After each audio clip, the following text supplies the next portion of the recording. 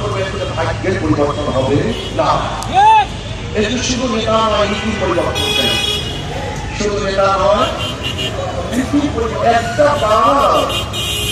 ভালো লোকদেরকে বসান, ইসলামকে ক্ষমতা নেই। ইসলাম কি আপনারা বলে কেন?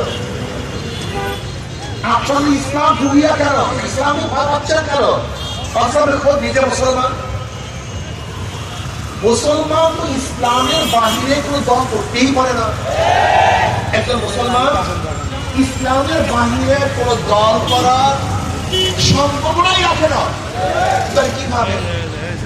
ধরে নেন, আজকে যারা সংসদে গিয়েছে তারা মদের আইন পাশ করছে। কিসের আইন? আচ্ছা, মদ হালাল না হারাম? আমাদের দেশে বৈধ কি অবৈধ?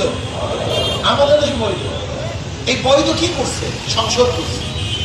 আচ্ছা, সংসদে মদের আইন পাশ করছে, সংসদের লোক কে পাঠিয়েছে? কথা বলেন না কেন?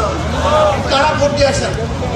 আচ্ছা বলেন তো, এখন সংসদে যারা মদের আইন পাশ করছে, আপনি যদি ভোট না দিতেন তাহলে সংসদে মদের আইন পাশ করতে পারত না। এখন যত মানুষ মদ পান করবে, গুনাহ কে নিবে? কথা বলেন। এখন অনেক মুসল্লি কিয়ামতের ময়দানে দেখবে লক্ষ লক্ষ ব্যারেল মদের গুনাহ। আল্লাহ, আমি কোনোদিন মদ পান করি নাই, আমি মদ দেখিও নেই, স্পর্শও করিনি, এত মদের গুনাহ আসলো কোথা থেকে? আল্লাহ পাক বলবেন, দেখ তুই মদ পান করস নাই, কিন্তু যাদেরকে ভোট দিয়ে মদের আইন পাশ করার সুযোগ করিয়েছ, ওই যত মদের মানুষ মদ পান করছে সমস্ত গুনাহ তোর আমলনামায় লিখে দিয়েছে। অনেক মুসল্লি দেখবে লক্ষ লক্ষ জিনার গুনাহ।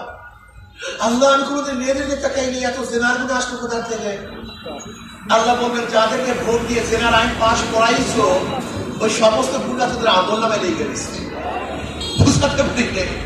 আপনি ভাবছেন কি ভোট একটা ফিল?